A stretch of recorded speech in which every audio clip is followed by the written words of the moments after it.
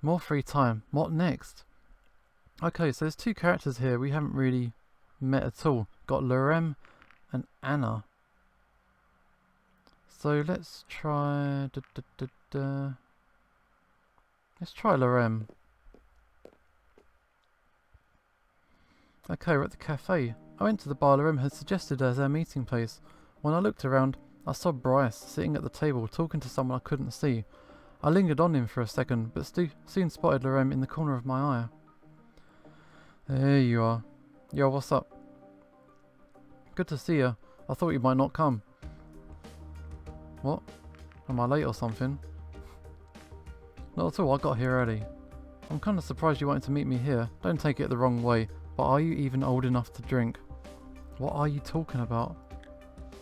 I don't know. Oh, I see.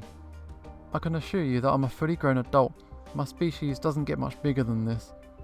Speaking of which, are you fully grown yet? How big do humans usually get, and how do you stack up, comparatively speaking? Oh, would you mind if I took some notes? Before we get to that, you haven't even told me what exactly all this is for yet. Are you sure you're not a reporter? If I was, Sebastian wouldn't have let me meet you in the first place. And I thought the uniform was just a clever disguise. It's real though, Sebastian knows I work for the local post office. Excuse me, but this still doesn't really tell me anything about why I'm here. You're a postman who wants to interview me for why? Sorry, I guess I got ahead of myself. Maybe a full introduction is in order, and after that, you can still decide whether you want to go through with this or not. Okay, sounds good. I recently graduated college in a degree in computing and moved in here with a good friend of mine. This town doesn't exactly offer the best opportunities to put my degree to good use though. And why move here in the first place? Living in the city can be very expensive. I can always move later when I get a job there. I've got other plans right now though. I'm working on a video game. Okay, I thought it was something serious. It sounds interesting. Exactly. Video games and computers are just starting to catch on in places like this town. Making good content will be very important to give a good first impression.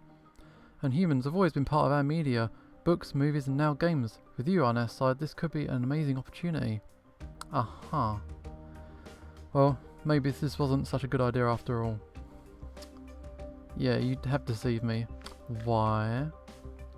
I don't know, you don't seem so thrilled about doing this anymore. Besides, your job must be really stressful and you're probably already in the spotlight all the time. And now, to top it all off, you get some postman harassing you for an interview. If you wanted to leave, I'd get that. Wow, leave. Let's stay. I'm already here and got nothing better to do. Let's make the most of it. Alright, thanks. At least I won't have to be so careful now. With a reporter, I'd have to worry about things being misinterpreted or being taken out of context. You should still be careful though. What you tell me now will influence how your entire species will be represented in my game. Don't worry though. I'll treat this delicate matter with the required finesse. Okay. I'm sure of it. How should we do this? Alright. Why do you want to make this game in the first place? I've always wanted to make a video game. I've had this idea for a while, and it seems now's the right time. It's almost as if you arrived at the perfect moment. I don't know about that. Don't you think my visit will overshadow your efforts? People may not be so interested in playing a game about humans anymore if they got a real one showing up.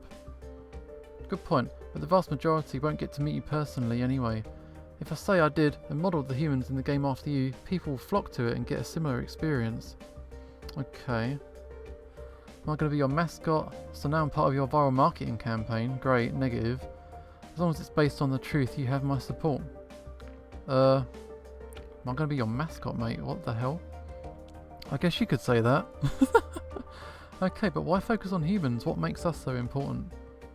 If there's one thing that people love here, it's humans. It doesn't matter if they just see them in the media or believe them as mythical creatures. For me, humans are always real. I just didn't know whether I'd ever get the chance to meet one myself. I guess I can cross that one off the bucket list. Now that we're here, I can tell you that no expense will be spared to make our portrayal of humans as accurate as possible.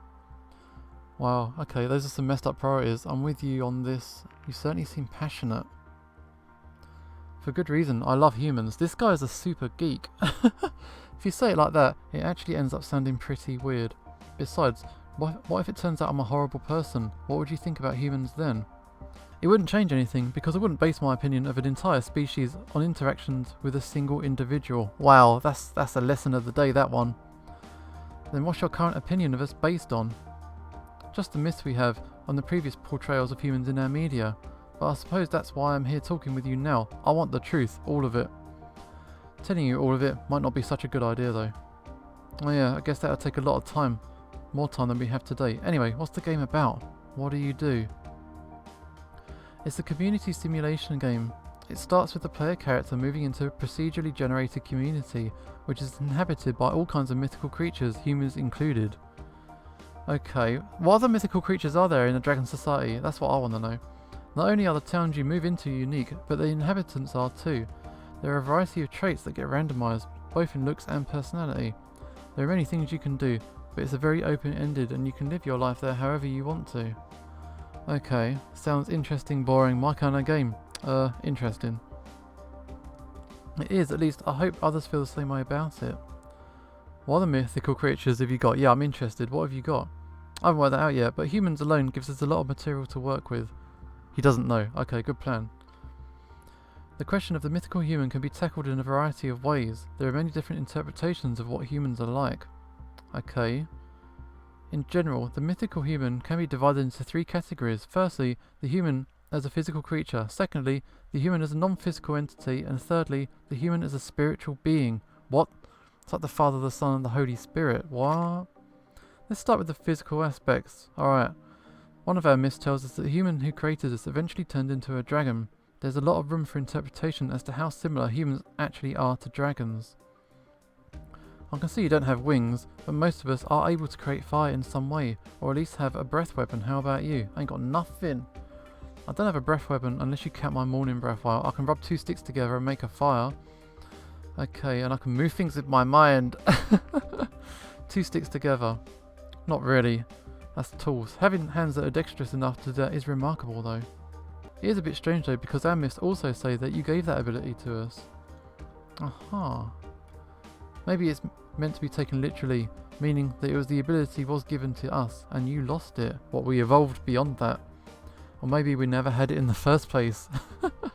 Humans are known to have created a lot of things out of nothing. After all, we only needed to discover how to create and use fire, but didn't have the natural ability to do so. We have a proverb that sums this up pretty well. Okay, necessity is the mother of invention. So a lack of natural abilities drove innovation forward. One interesting thought. Here's another one. You may have many different images of humans, but in the end, only one can be right. It's also possible that what you've been led to believe about humans doesn't actually refer to us at all. Are you implying that you're not human?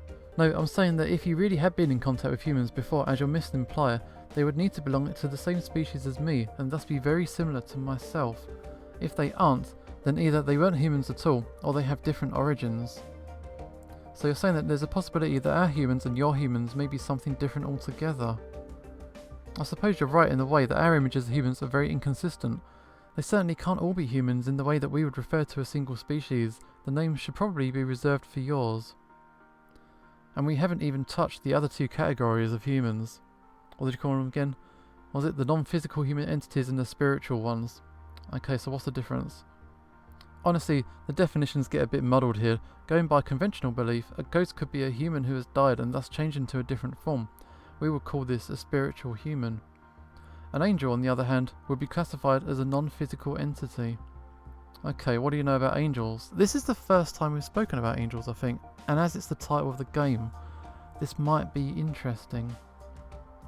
Angels basically look like humans with wings. Their existence in ancient scripts was used to lend some credence to the theories about humans having become dragons. Okay, that kind of makes sense, alright. Because of the wings, gotcha. But some of your dragon species don't have wings either. Yeah, as I said, once you start delving into that kind of stuff, it all becomes very convoluted. When we met, you also told me something about a four-headed human. Right, with that, we go into the realm of creatures that just don't make much sense at all. Having four heads just seems unlikely from an evolutionary perspective. That might not really matter if we're talking about a non-physical entity or a spiritual being though. So in the end, you have a lot of different ideas whose only connection to each other is that you use the word human to describe them in some way. and they share at least some basic characteristics. You fit those as well, by the way. Okay. You certainly are not a reptile, but you don't look like a conventional mammal either. But we are mammals, we got hair. Yes, but you're so different from other mammals that we know. Ultimately, you're quite unique. We don't know of any other sentient mammals. Got a point there, I'll give you that. Strangely enough, we have plenty of human-like creatures in our mythologies as well. Oh, tell me. Alright, you already mentioned ghosts, but other ones include dwarves, giants, fairies. Was it emblemies? Blemmies? I think I've heard of most of these before, but what is a blemis? Essentially, a blemis is a human without a head. Oh, I've seen those. Yeah, like proper hundreds of years ago. They were weird, yeah. A human without a head. How does that work? How do they eat? The face is kind of in the abdomen. Instead of a head, they just have facial features on their chest. That's a rather weird mental image. Yet they look that weird as well. There's also a lot of half creatures that share some characteristics with humans and other animals. Like merhumans, if you want. Lastly, there are creatures that are said to be able to shapeshift into human form. Strangely enough, some of our dragon myths said they could shapeshift into humans, or that certain countries' royalty are descended from dragons. Oh wow, that's conspiracy shit there, okay. That would imply that they are genetically compatible with humans. Apparently. Sounds rather outlandish if you ask me. We certainly can't shapeshift like that. Are you sure? I suppose that's why they're myths. Right, to be fair, we do have a lot of myths that seem quite out there as well, compared to what you're like. Anyway, how come you know so much about myths? As part of being an ambassador, not only did I learn about dragon myths in order to compare them to what they're like, I also studied myths about creatures that are similar to humans, so I could find out how similar they were to yours. Well, you're doing an excellent job so far, and it's bound to help me with a lot of my game as well. You're going to put all of this into the game? Let's just say it gives me some excellent material to work with, fair enough. I thought you wanted to give an accurate portrayal of humans, not just collect myths. One species will certainly be modelled after you, but that doesn't mean we can't introduce some variety with the others. People will love it if you also bring some more of the unusual myths to life. Okay. But since we also want each of the normal human characters to be unique, I'd like to know how much variety there is within your species. I've seen Razor before, so comparing him to you already gives me a bit of an idea, but how far do these differences go exactly? When we arrived here, you asked me if I was old enough to drink. That leads me to believe that your average human must be a lot taller.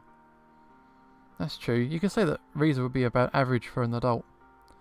Not that it would be impossible to get a good deal bigger than him, or even smaller than you, but those cases are rather rare and unusually the result of a medical condition. Okay. What about colours? Are there any humans who are blue? No. There is a certain spectrum of skin colours that can be lighter or darker, but so far, I've seen a lot more variety in the dragons here.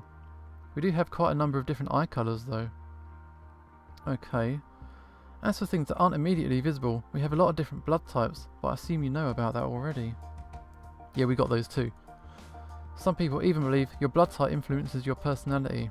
Some people, yeah. That, on the other hand, is news to me, and me as well. Anything else you want to know?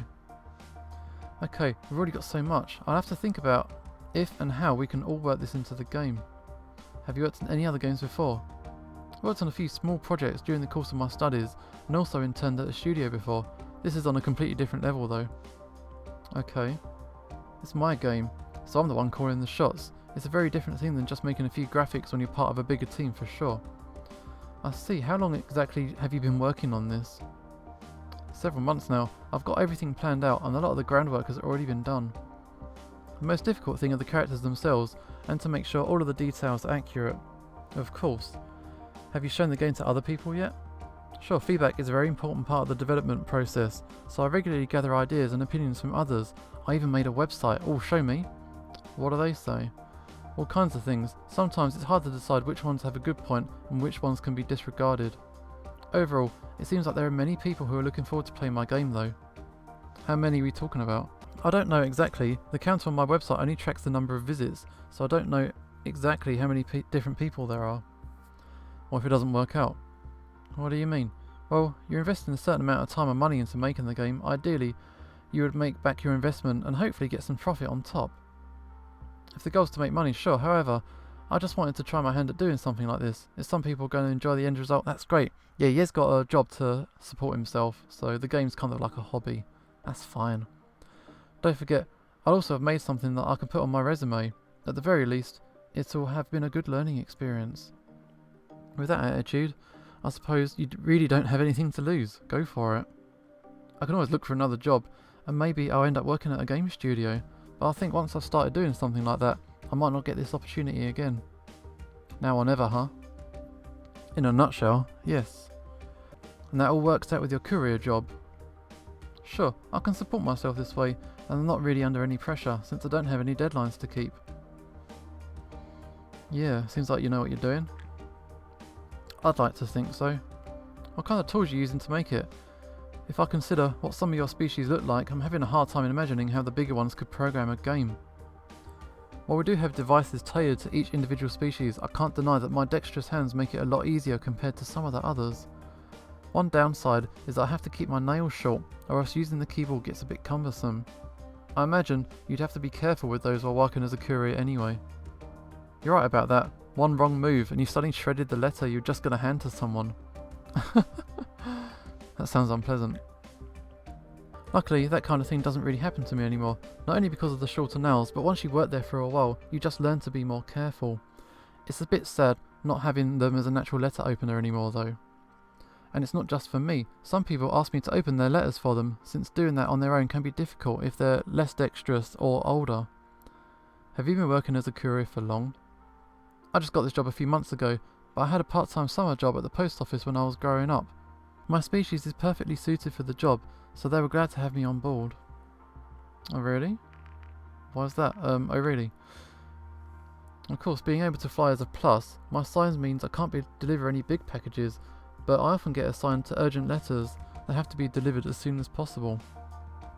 Yeah, it's getting late. Maybe we should leave it at that for a day. Okay, I should probably head back to my apartment before it gets too dark.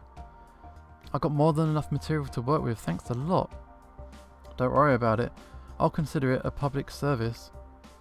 Honestly, I'm incredibly grateful for the opportunity, especially after nearly getting denied by Sebastian after I met you. Just make the best of it. I certainly will. I really gotta go now. Let me go. I wanna go.